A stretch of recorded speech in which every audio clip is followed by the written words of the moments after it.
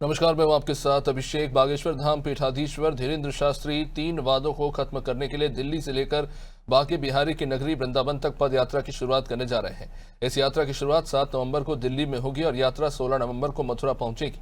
सनातन को एकजुट और हिंदू राष्ट्र घोषित किए जाने की मांग के साथ शुरू होने वाली यात्रा को सफल बनाने के लिए धीरेन्द्र शास्त्री वृंदावन पहुंचे और गुरु कृपाधाम में ब्रज के साधु संत महात्मा कथाकारों की मौजूदगी में एक बैठक की।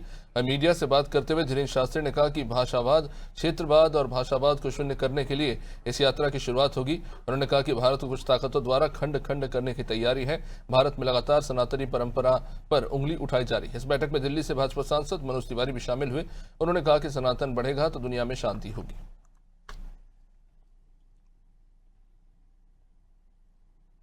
की जरूरत इसलिए पड़ रही है, भारत को पुनः खंड खंड करने की तैयारी है।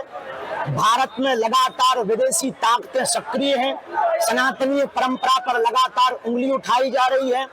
यमुना जी की स्थिति देखकर, गौ माता की स्थिति देखकर, ब्रज की स्थिति देखकर और विदेशी ताकतें लव जिहाद, लैंड जिहाद, थूक जिहाद, मूत्र जिहाद के द्वारा लगातार हिंदुओं पर जो कुठाराघात हो रहा है, उस कुठाराघात को हटाने के लिए जो जातियों में विद्वेष मचा, जो जातिवाद, क्षेत्रवाद, भाषावाद मचा, उन तीनों वादों को शून्य करने के लिए, भाषावाद, क्षेत्रवाद और जातिवाद को शून्य करने के लिए हमने पुनः प्रण लिया कि अब दिल्ली से वृंदावन तक हम पुनः पैदल 140 किलोमीटर चलेंगे।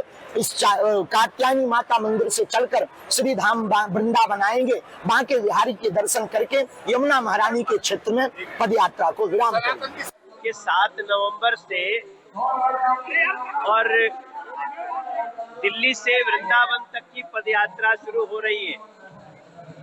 बागेश्वर पीठाधीश्वर धीरेन्द्र शास्त्री जी की उपस्थिति और उनके नेतृत्व में और उससे संबंधित आज एक बड़ी बैठक हुई यहाँ पर। इस बैठक में वृंदावन के बड़े बड़े संत महात्मा, विद्वान, कथाकार उपस्थित हुए, कई मंदिरों के लोग। और सबसे महत्वपूर्ण बात यह है कि सनातन बढ़ेगा तो दुनिया में शांति होगी।